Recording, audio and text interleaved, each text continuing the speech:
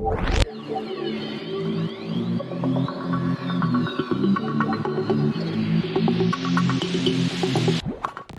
today we are starting a brand new super world. This is Super Star Bandit World. The actual name of the super world is Mario the Eternal Star, and it was made by this person is involved with like those Mario Maker Direct videos. I don't know if they publish them or if they edit them or what they do, but yeah, hopefully this will be a good time. Apparently, this super world has no power-ups, it has no one-ups, it has no coins. It's just supposed to be a difficult challenge. So, we'll see how it goes. The one thing I don't like that I see already is that if there are no extra lives or anything and we're only starting with 3 lives, that might kind of suck. So hopefully these levels are a little bit on the shorter side, because if I'm playing like these 5-minute levels and there's no like extra lives and I have to keep starting again from the beginning, that might suck. But we'll see how it goes. Gotta check all the pipes just in case. Nice. Look at that snipe there.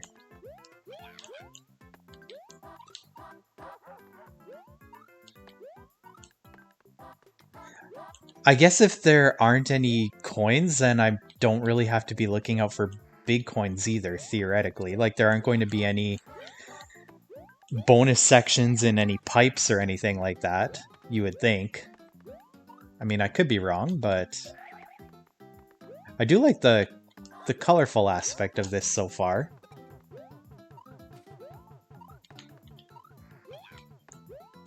Nice. Dang it, no top of the flag either. Literally, there are no extra lives in this. I mean, this was a very easy start to the Super World so far, so I'll take it. Level 2, Gemstones and Bridges. Game overs do nothing in Mario Maker Super Worlds. I mean, yeah, you are right. It's just my main issue is if there is a long level and it's a long difficult level and then I have to start over, then that kind of sucks. But yeah, game over I don't necessarily care about. It's more of a pride thing than anything else.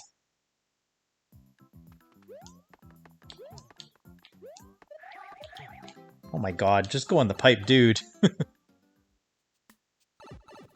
There we go. So I was watching another stream recently, and the streamer was talking about what the best handheld console of all time is.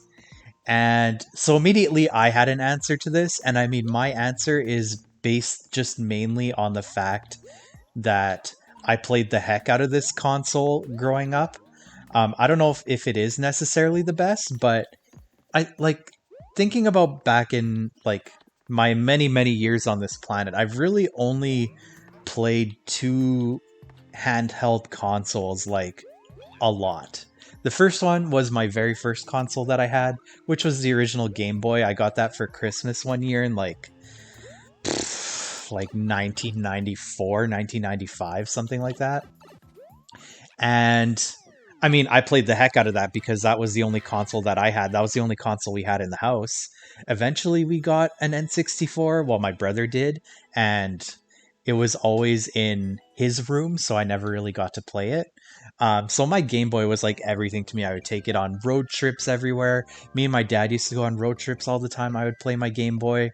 I'd always get excited to go to the used game store, which was called Microplay, just to pick up like a new Game Boy game that I hadn't played before.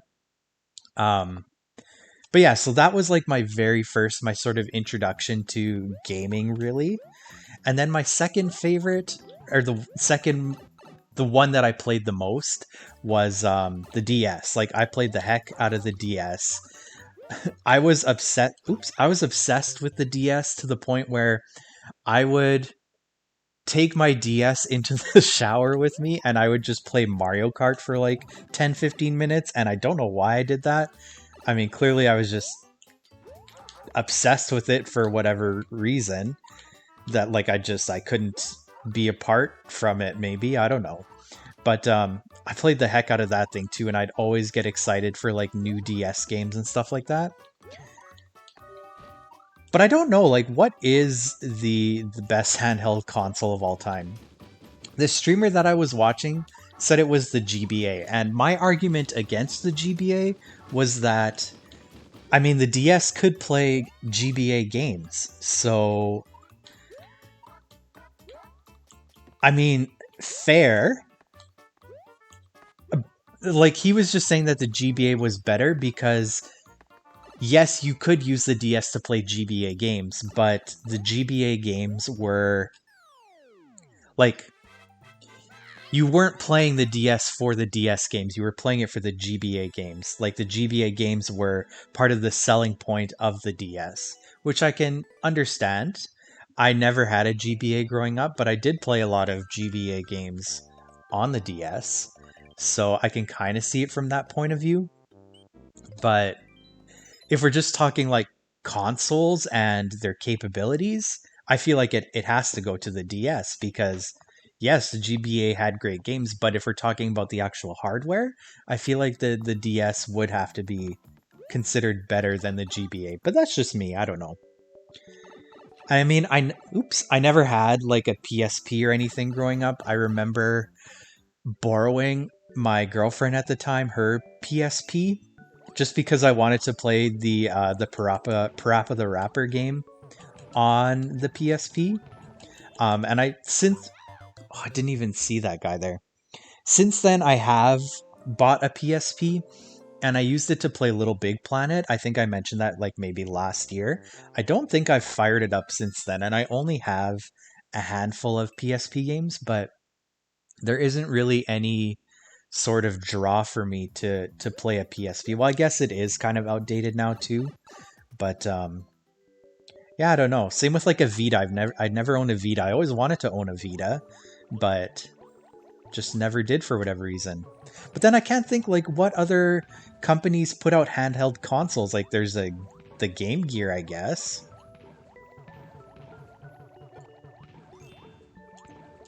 This is very nerve-wracking.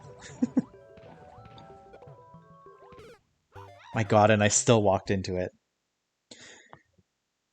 But yeah, like I couldn't think of any other handheld consoles. I mean, I guess now there's like the analog pocket console. There's like all of the handheld Steam consoles, like the, why am I blanking on the names? Like the Steam Deck or the ROG Ally. But oh wait, I can just go underneath here. I thought that was a solid wall for whatever reason. I'm an idiot. Yeah, I don't know. I don't know what people think is the best sort of handheld console out there. Oh god, that was close too.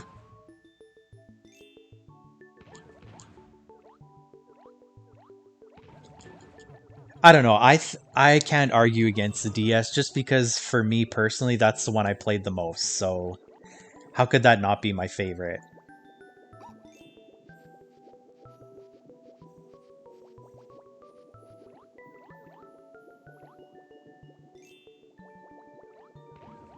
But yeah, I don't know if anybody out there has their own opinions, their own thoughts, let me know. Okay, let's swim underneath here now that I realize those walls are not solid. You have a lot of memories with the 3DS. It can also play DS games. Yeah, see, like, I've had a 3DS. I got a 3DS many, many years ago. I think it was also a Christmas present, actually. But honestly, I did not play it nearly as much as my DS. And for me personally, the 3D aspect of it was quite a bit of a turnoff. Like, I would have rather. Like, every game that I played on the 3DS, I played with the 3D turned off, except I think Mario 3D World or 3D Land, where I think you needed the 3D aspect of it. Lava Rising Trouble. But yeah, when I got my 3DS, like, I really, all I wanted to do. Wait, how high is it going? Okay, that's not bad. Um, Yeah, just every game that I played on there would always be not in 3D because I just found it to be very off-putting. Oh my god. It like for the 3DS, I pretty much shoot. Um like I'd love to play 3DS games, but I would rather play it on a 2DS, the 2DS XL system. I don't know, that's just me. I really wanted that Pokemon 2DS XL system. Yeah, the new 2DS, the new 2DS XL or whatever it was. There was like the blue one, I think there was an orange and white one, and then there was a Pokemon one. I mean, I think there were quite a few, but the Pokemon, I think it was a Pokeball design. That was the one that I really wanted. Does the Switch count as a handheld? I think the Switch, yeah, is more of a hybrid system. But I mean, the Switch Lite, I guess, could be considered a handheld. I mean, it is strictly handheld, but yeah, I don't know if the Switch necessarily counts for this. But I mean, how many people do you know that actually own a Switch Lite? Like, I mean, I'm sure a lot of people do own it, but for me personally, the portability of the Switch is not. It's oh hey, I'm in a dry bone shell. Oh my god! Oh my god! Did not see that coming. Um, yeah, I get that the portability of the Switch is like a factor in its appeal, but I don't necessarily think of the Switch as a handheld console. Like I play my Switch way more on TV than I do handheld.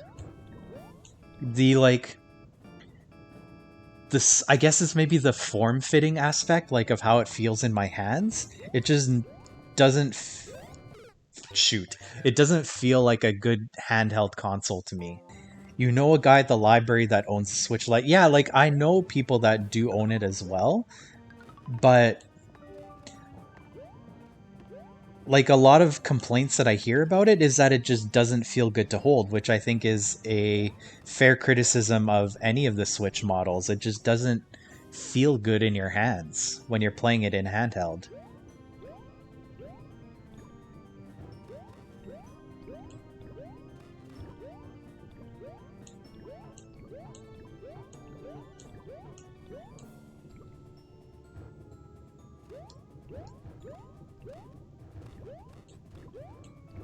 Man, this section coming up sucks. Not in a bad way, but just in a it's kind of difficult way. I don't know why I didn't wait there. Yeah, and I mean, I know that there are like grips and stuff that exist out there to make it more comfortable to play, but then why should you have to rely upon like third party sort of things to make it more comfortable to play?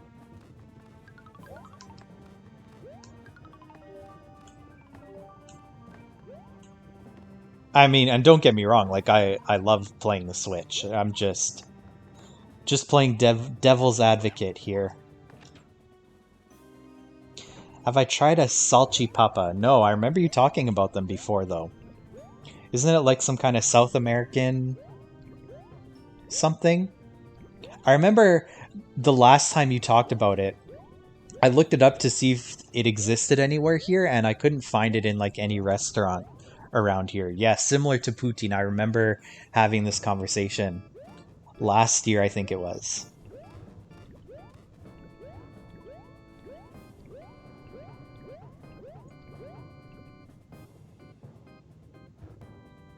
All right, just be patient. Just be patient. Just be patient. There we go.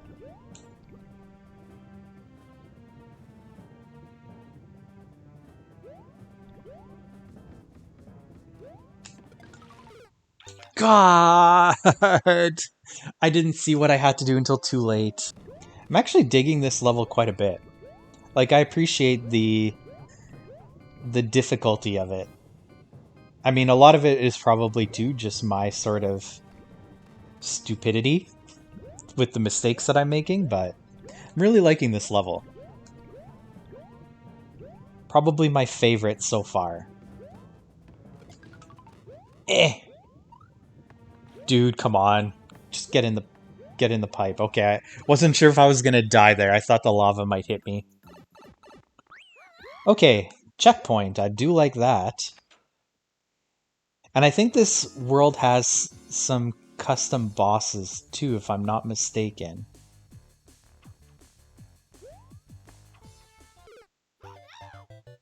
I don't know why I totally zoned out at the hammer there. Oh, I didn't even see there was the on-off switch there. My god, man.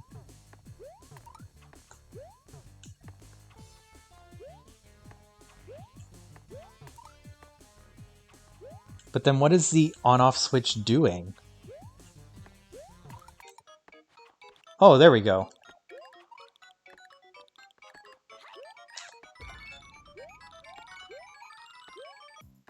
Okay, fair enough.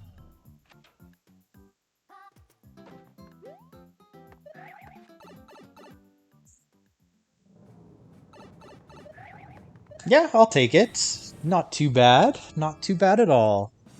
This is a pretty good opening world. I think I'm gonna like this one.